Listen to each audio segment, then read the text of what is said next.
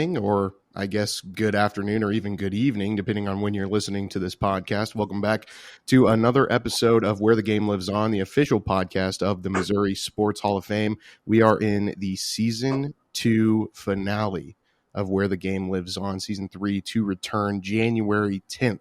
Of Christmas. 2024. Be on the lookout for that. Christmas we will be gone for a couple weeks, but we look back on this season and reflect on some good times. Byron, thanks for joining us. How are you this morning, sir? Doing well. We just it's a busy week, of course, with Christmas coming up early next week, and just had staff outing to Kansas City on Monday, and just a couple days here in the office, and then I'm going to get away actually later today. Headed to Louisville to see some family and catch Kentucky-Louisville basketball game tomorrow night, and so looking forward to it. I'm very jealous of that, actually. My Christmas plans are much more on the relaxation side. I won't be watching any big-time Division I basketball. We have a special guest today, though. We do have a special guest today that is joining us, one of the latest inductees of the Missouri Sports Hall of Fame, a former Missouri State coach and now administrator at Oklahoma State, Coach Barry Hinson. How are you this morning, sir? Guys, I'm doing great. Thanks for having me on the podcast. Yeah, no, absolutely. It's our pleasure. We've been anticipating getting to speak to you and have been very excited about it. But people here, Coach, are still talking about your speech from last week. So it was a legendary all-timer. Well, as my dad would say, lepers don't change your spots. I'm just who I am. So sometimes that's an acquired taste, I promise you. But it was a great day for my family and I. Well, we certainly enjoyed it. What was leading up from the phone call you first received to the actual induction? What was going through your mind and kind of leading up to the day of? I think the most important thing, and certainly the most indelible thing that was on my mind, was getting to see everyone. I got to see people as I walked through the door that I haven't seen since I walked out the door. And that's been quite a few years. And just to see the faces and the friends that we had made in the 9 years that we lived in that community and in that region was really special. And then I got a chance to see Anthony Chavis and Trevor Fisher, both are former players of mine. And anytime I get a chance to see former players, it makes it even that much better. Yeah, that's awesome. Your speech, again, Byron was mentioning it. I've heard from numerous people who have been around the Hall of Fame for a long time.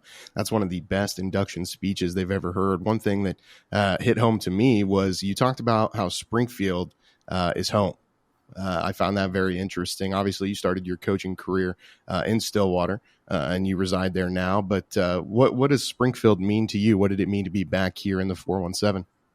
You can't call a place home unless you feel like that you've been a part of the family in the Ozarks. And I don't use the term home lightly at all. I talk about it with our players, or with my players. I did on a daily basis, and talked about the advantages that you have and don't ever take it for granted. But, the great thing about Springfield is it's just a blue-collar community that has big hearts, giving and caring hearts. And they just, I was amazed. Way before I arrived in Springfield, I went up to scout a game. I remember I watched Coach Spoonhauer and them play. Actually, it wouldn't have been Coach Spoonhauer. It would have been Mark. And they were playing Purdue. And Tim Axley was playing at the time. And it was just when I walked into the arena, I was just blown away. And I thought, my goodness, I never knew this little patch was on the face of the earth. And to see all the spirit that came out of John Q. Hammond Student Center at that time. And then I went to my first Lady Bears game as a head coach there. And I was like, they do it for the men and the women both here. So, and then you had an opportunity to witness all the other things that were going on. I had two really good football coaches to work with when I was there, Terry Allen and Randy Ball. And, and I got to work with a legend in Keith Gutton. And I got to be around a legend with Bill Rowe as an athletic director. And the people, what I found out that was amazing is that most of the people there, Noah and Byron, had been there forever. And you take a guy like Bill Thomas that went into the Hall of Fame that not only coached there but died there. And to me, that is home. And my wife and I, we always talked about when we retired that we would have retired possibly in Springfield or Stillwater. And, we're back home now in Stillwater, Oklahoma, where I went to school.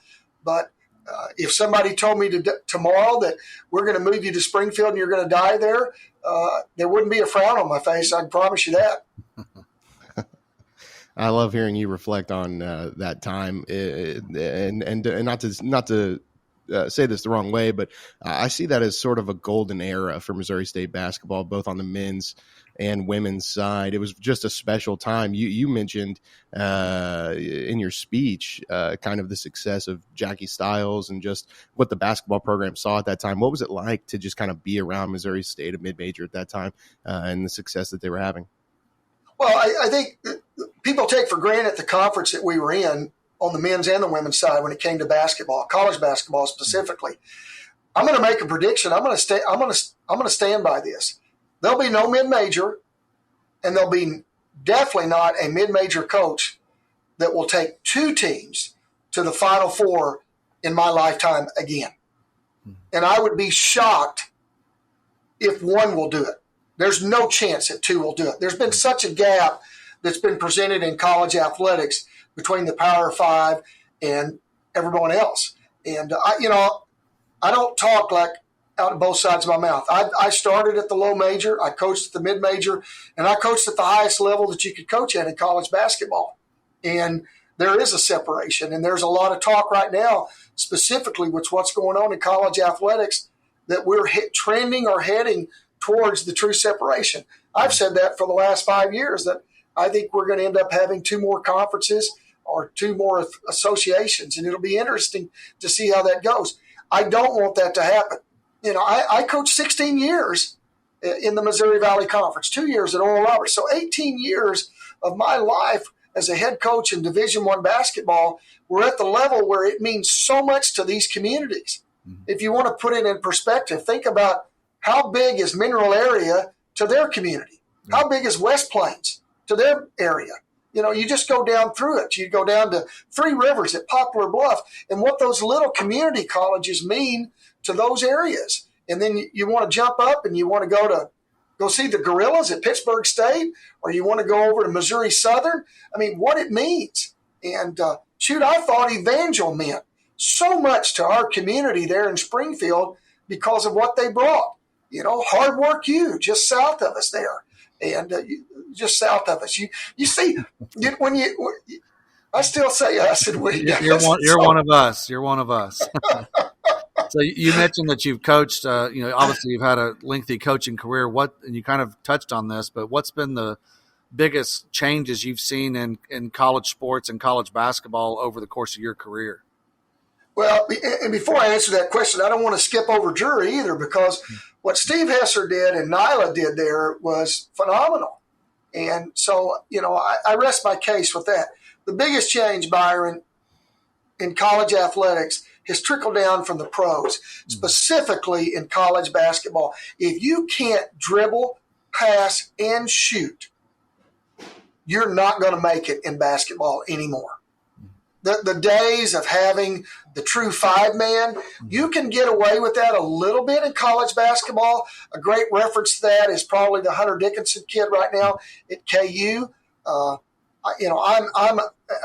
know people don't like hearing this in the state of Missouri, but I worked at Kansas, and I love the Jayhawks. I love watching them play. But what Dennis Gates has done there at MU has been phenomenal. I've got one of my very dear friends, Dickie Nutt, is an assistant coach there. But the days of those five men are over. If those five men can't face the basket, they can't shoot it, they can't put it on the floor, they can't be what would be referred to as a big man point guard, then you're just spinning wheels. So if you're a parent out there right now, the first thing and foremost that anything, are your kids having fun? Yeah. Because if they're not having fun, they're not going to be very good, nor are they going to learn. So number one is, are they having fun? The second thing is, don't put them in a box. It doesn't matter. prepare them to play all 5 positions on the floor. And to be honest, we're going to get to a point where we're not going to have – we'll have positions because the media will deem those positions, but basketball has become a positionless game. We'll continue to get more on your outlook of the landscape of college athletics. One thing I wanted to come back to with Springfield, you hinted that you were possibly, or your wife was going to be taking you to Steak and Shake while you were up here. Did you have the chance to take home a sack or anything? Guys, I don't throw out that. That's not idle talk to me. That's when I state a fact, I state a fact. I went with the number 1 with no onions, no lettuce. And then I chased it down with a double Snickers milkshake on the way back home. So I took everybody in my travel party right straight back. For the old people that will remember, I mentioned it in my press conference when I got the job. People asked me, what was the determining factor for you to come to Springfield? And I said, Tulsa doesn't have a Steak and Shake. It was that Frisco. And so, guys, I started that. And then when I came back home for the induction, I ended it right there at Steak and Shake. So, and there, believe me, I've been to all the restaurants. It was amazing to me that people that were there at the event, a lot of those people were people that I visited weekly, whether it was eating at their place or getting my hair cut at Cooper's Clippers, Domino's with, ordering pizza through Marty and the A&M organization. But Mike Locke was there from Rib Crib that we went. I remember Buckingham's going in there and get that barbecue burrito or whatever they call it, Frito pie. That's what it was that was so good. And, of course, we ate at McAllister's every Monday. So, and then, guys, before we left, we had to go to Mexicanville and get some hot sauce and bring it home. So, I'm still one of you. I promise you. No, that's spoken like a true Springfieldian. Absolutely. So if you had to pick one, if you had to narrow it down, you would say that when you're back in the Springfield area, Steak and Shake is the place you have to go to? No, I'm not going to do that because I'm smart enough to be politically correct. You never know. I mean, hey, if Rib Crib wants to give me a free meal, I'm not going to do that. And I promise you I'm going to go to Buckingham. So, and then when Tyler had his barbecue place over there, I'd go there as well. So, no, I'm politically correct when it comes to food, guys. I'll come eat at all your places. I don't limit it to just one. We definitely brand this as a sports podcast, a Missouri sports podcast, but we frequently end up talking about food on here. We like to eat. Whether it's inadvertent or what be it. But Coach, you're now kind of off the sidelines. You're working with NIL there at Oklahoma State. You might explain, a lot of people hear NIL these days. They hear the terms collective and all that. There's a difference between the two. You might explain exactly the big difference between paying players and arranging for players to be paid, I guess. Well, Byron, you introduced it with the question is about as well as it can be introduced. There are 2 directives. There are 2 buckets. We have an assistant athletic director here that tells me the best way to explain it is there's 2 buckets. And one of the buckets is through the collectives. And here at Oklahoma State University, we have an organization called Pokes with a Purpose. And they're our collective. Missouri State's added a collective. KU has a collective. MU has a collective. Most everybody in college athletics right now has a collective. I work on the directive side. And the truth of the matter is that anywhere from 84 to 90% of all money going to the student athletes at this time comes through the first bucket that we talked about, the collective. And it is a quid pro quo. People say that they're not doing anything for it. Well, at Oklahoma State, they are. We have so much community service that our young men and women are participating in. And, one of the arguments that people say all the time is, you know what, that's community service. Why do they have to be paid for it? They don't have to be paid for it. And what's amazing is that these young people will end up going to an event and maybe they're required to be there 1 hour or 2 hours, but you'll look up at the 3 or the 4 hour mark and they're still there and they're still participating, whether it be Special Olympics, whether it be a reading program at any of our elementary schools, whether it be doing a clinic somewhere throughout the state of Oklahoma. But they're making and they're bringing awareness to not only Oklahoma State University, but whatever that organization is. And then the directed part to me is the fun part. It's the part that I get to deal with. And, look, we've just brought up all those eating establishments. And, we would, let's just bring up two more that if you're a student athlete there at Missouri State, let's go back to the days of Jackie Stiles. In Lambert's has always been packed, but they're not packed this time of the year. So if you'd had Jackie Stiles at this time of the year to talk about Lambert's, everybody in the world would have been packed at Lambert's just like it was the summertime. And if you'd had a player like Tamar Macklin, which, by the way, was a true representative of Andy's Custards because he ate there every night, as it's the biggest fellow I ever coached in my lifetime. But if you've got a picture or a commercial or a TikTok of Tamar Macklin eating a turtle from Andy's Custard, it's going to drive business there. And, people don't understand, and we say this all the time, NIL is not a 4-letter word. Yeah. So if you want to bring awareness to your cause, if you want to raise money for your business, if you want to make more money, specifically in the local area, use these student athletes. These student athletes, whether it's at Drury, Evangel, Hard Work U, Missouri State, it doesn't matter. These kids have personality that will bring awareness to your cause or drive business to you where you'll make more money. And, that's what it's meant to be.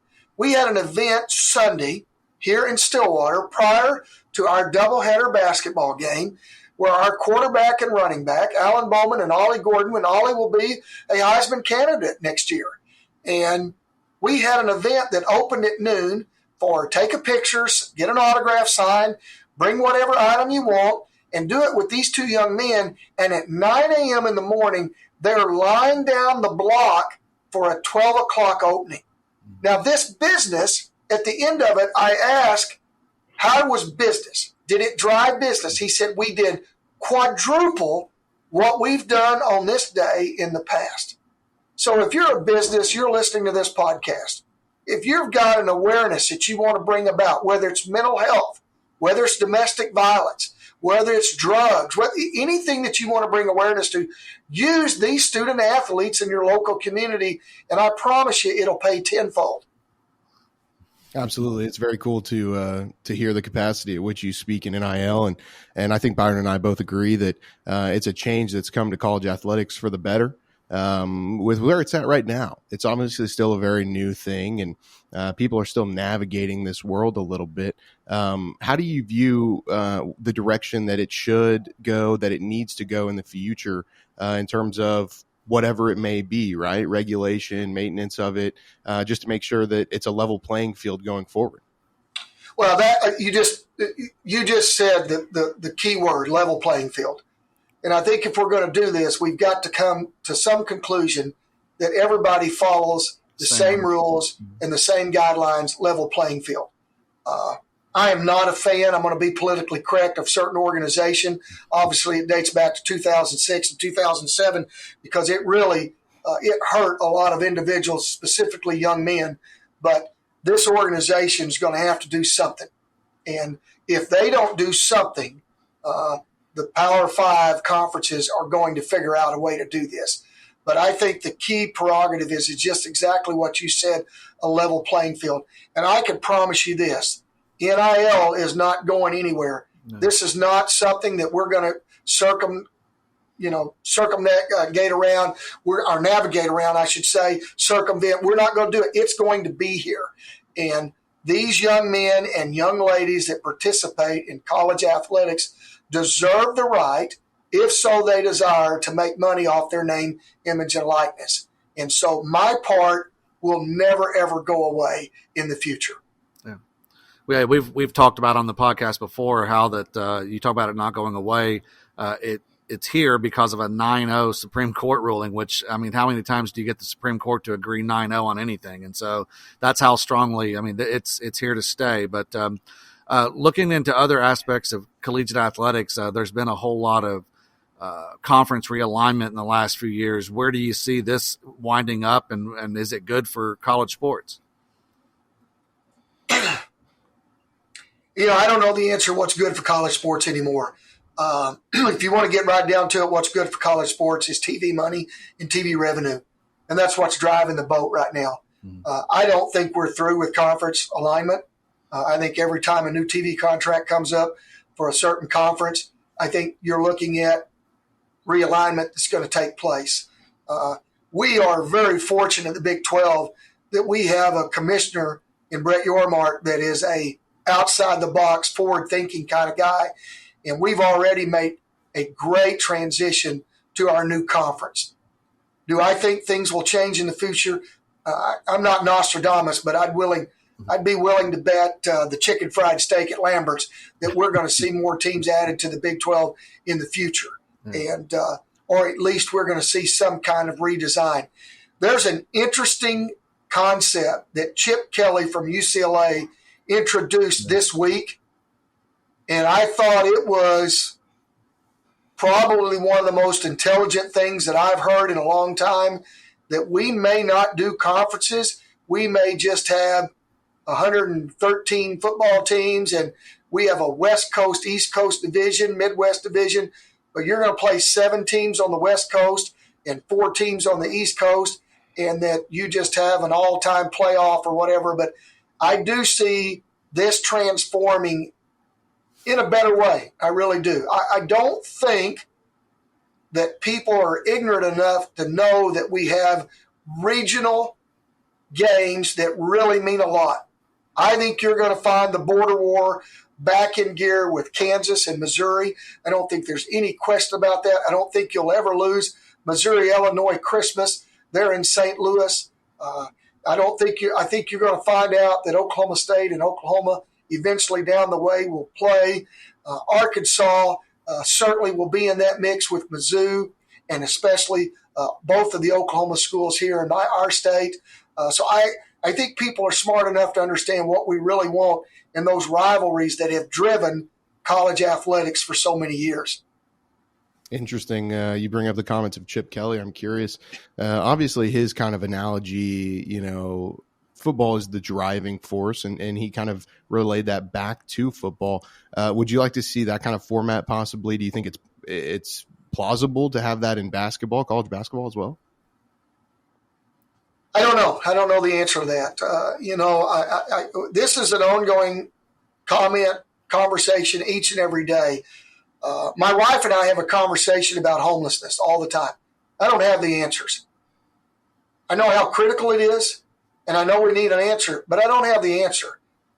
The same analogy goes to college athletics in general.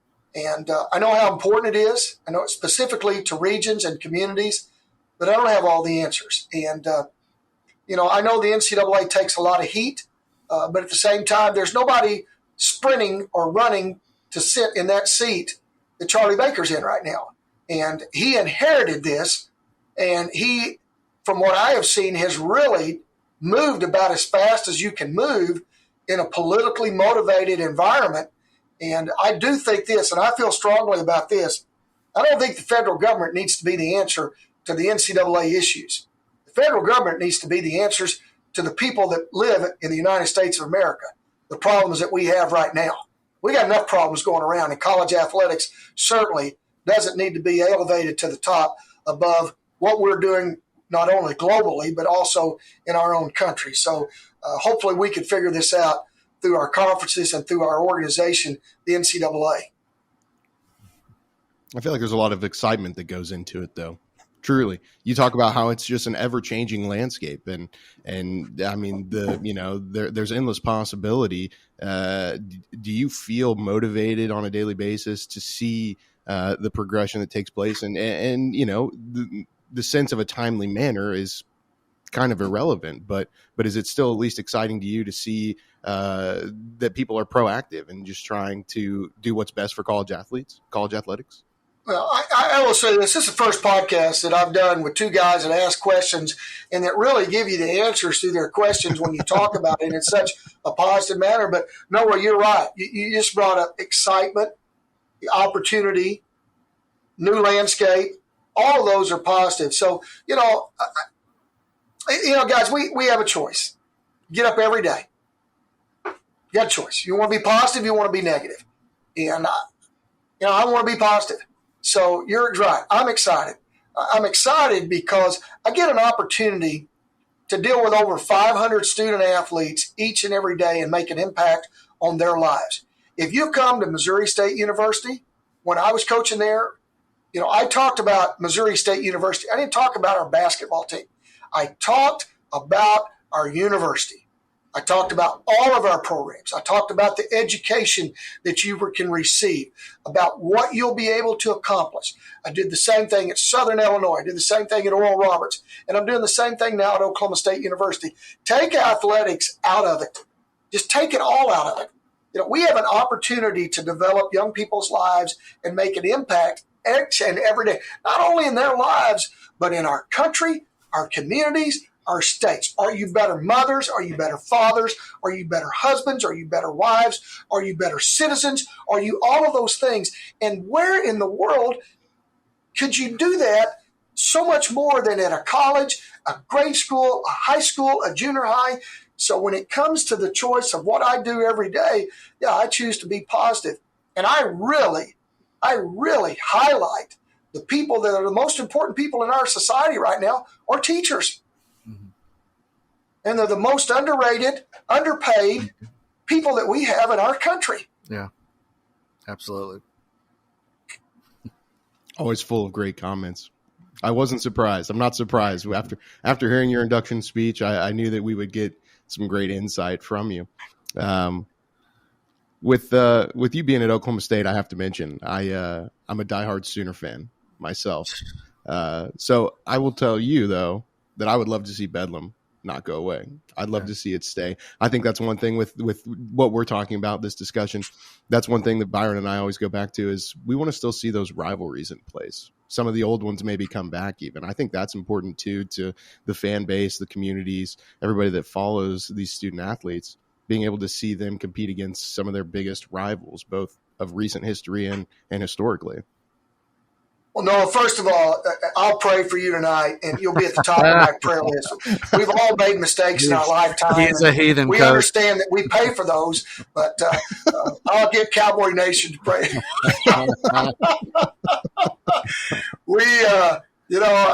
It's hard for an old Oklahoma State guy, but Marlow, Oklahoma, I used to drive up and watch in 1976, I got my driver's license and I would drive up because you could get a student ticket for $1, and I'd go up to Lloyd Noble Center and watch Dave Bliss and the Sooners at that time. And matter of fact, the first sellout game was against Norm Stewart and Mizzou, and it wasn't Mizzou at the time; it was Missouri.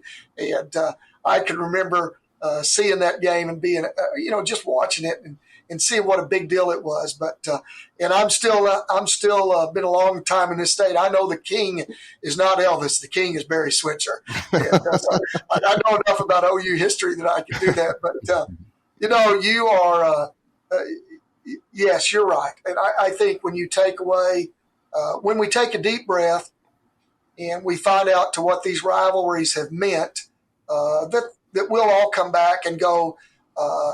Just the same thing. You remember when Mizzou and Kansas broke this thing off? They said it'll never happen again.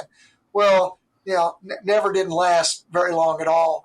And you've seen the two come together at the Sprint Center there in Kansas City and use it as a charity game to be able to really make an impact in people's lives. Mm-hmm. And now you've had the opportunity for KU to go and play back in Columbia. And Mizzou just came back. They didn't come back to the state of Kansas or the state of Kansas. They stayed in Missouri just like Norm said they would in the old days. They didn't spend a dime in Kansas. They waited to fill up the bus until it got across the border. But those things are fun. And that's what, as fans, and don't forget, we're all fans in one way or another. But if you took away the Chiefs and the Raiders or the Cowboys and the Eagles, it just wouldn't be the same. Yeah, absolutely. Great comments right there. Christmas time coming up, Coach. You got any big plans with family or friends Christmas season and into the new year? Yeah, we got really big plans. We're going to sit on our ass at home and wait for our family to come to us. We invoked the old people rule this time. We guilted them that mom and dad, are getting to the age now where we can't drive, which is a total lie. But we told it in regards because we want them there. But no, it's we'll have all of our family will come here to Stillwater, but all our family now is in Oklahoma, and that's the great thing about coming back to Stillwater is that all my grandkids are in Tulsa. Both my daughters are there, and my mother and father. I talked about this at the Hall of Fame. My father died in Springfield, and my mother, as I said at the Hall of Fame, died in Springfield, but she died. She physically went away here in Stillwater, but when we took her out of Springfield, that's where she died, and so we're going to bring everybody. Everybody's coming home. Well, yeah, sounds like a great time. Yeah, absolutely. It's very apparent, too, how much Springfield means to you. Coach, we appreciate you joining us on the podcast. We hope you have a great Christmas. And again, congratulations on your induction to the Missouri Sports Hall of Fame. Yes. Well, I'll tell you, just like I told Byron at the end, I really appreciate the 3 out of 5 that voted for me. And, the other 2, maybe they were right. Who knows? But, guys, in all honesty, we're remembered by the relationships that we make throughout our lifetime. And, the people that I met in Southwest Missouri, specifically in that area of the state and in that community, have without a doubt had a huge impact on my life and navigated me through waters that I didn't think I could ever get through. And it will always be home. Thank you guys for having me on the podcast. Merry Christmas and Happy New Year to everyone. Congratulations to you, Coach. We'd love to get you back over here sometime. And so we'll definitely stay in touch. Thank you. Yeah, we'll have some steak and shake ready for you as well. Yes. To all of our listeners, we appreciate you joining us for another season that has now come to an end on Where the Game Lives On. As we mentioned, Season 3 will be coming after the first of the year. January 10th is when the first episode will drop. Be sure to stay up to date with everything happening at the Hall of Fame. Follow us on our social medias. And we'll have new episodes after the first of the year that come out every Wednesday on Apple Podcasts, Spotify, and you can even watch, if you dare, on YouTube. Check out our channel there. We appreciate everything. Barry, thank you so much for joining us. Byron, anything for the folks? Merry Christmas to everybody, and Happy New Year, and thank you for listening. Absolutely. We will see you next time on another episode of Where the Game Lives On.